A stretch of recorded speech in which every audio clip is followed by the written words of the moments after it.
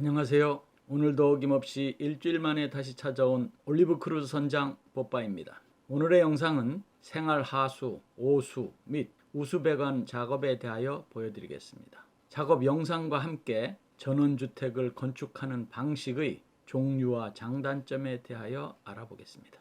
중소형 주택을 짓는 방식에는 세 가지가 있습니다. 직접 공사, 직영 공사, 그리고 도급 공사입니다. 직접 공사란 건축주 자신이 배워서 직접 집을 짓는 방식입니다. 나만의 전원주택을 내가 직접 짓고 싶은 로망을 가지신 분들이 상당수 있습니다.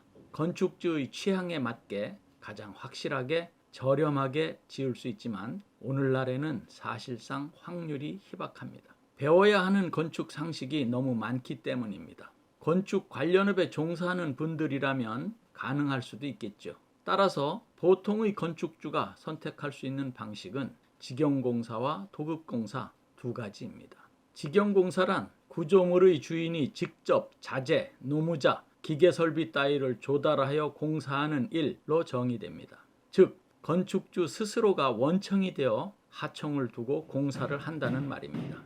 건설산업기본법상 연면적이 200제곱미터, 약 60평 이하인 단독주택은 건설업자가 시공하지 않아도 됩니다. 건설업 면허가 없더라도 누구나 착공신고를 하고 공사할 수 있다는 뜻이죠.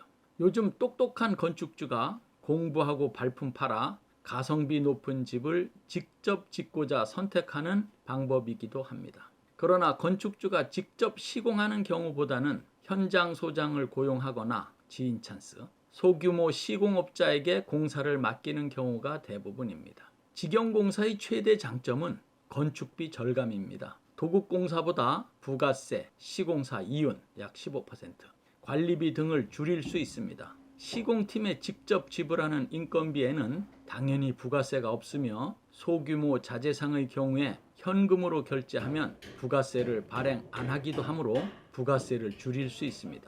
반대로 자재비에서는 불리할 수밖에 없습니다. 개인이 도매가로 구매하기 쉽지 않기 때문입니다. 또 다른 장점으로는 건축 공정의 기간 관리나 건축 자재 선택 등이 훨씬 자유로울 수 있습니다.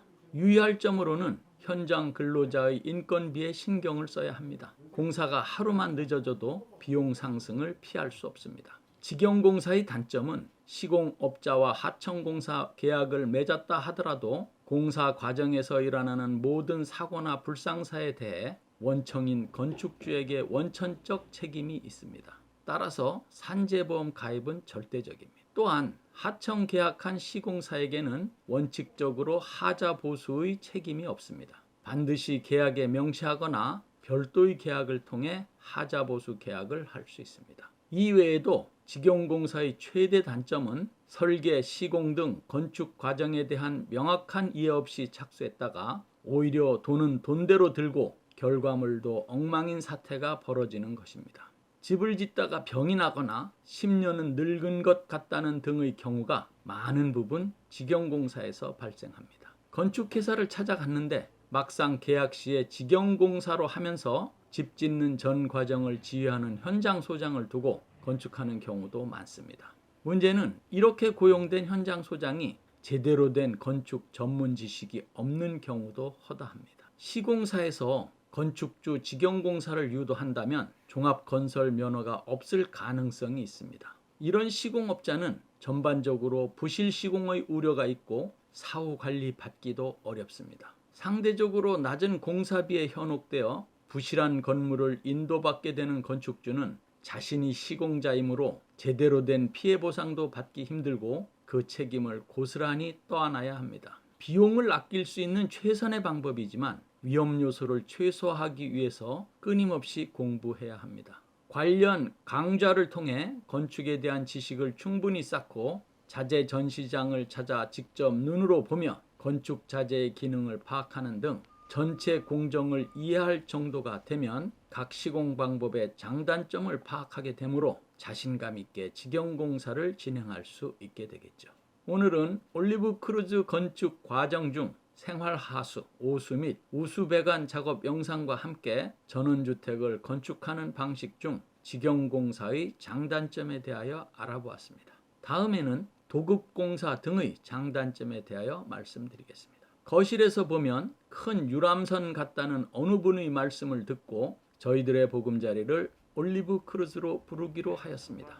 우리 집의 이름을 딴 슬기로운 도심 속 전원생활을 중심 주제로 한 저희 올리브 크루즈 TV에 보내주시는 많은 관심과 성원에 항상 감사드리며 구독, 좋아요 누르는 것과 알람 설정은 기본인 거 아시죠? 지금까지 올리브 크루즈 선장 뽀빠이였습니다. 그럼 일주일 후 다시 만날 때까지 안녕히 계십시오.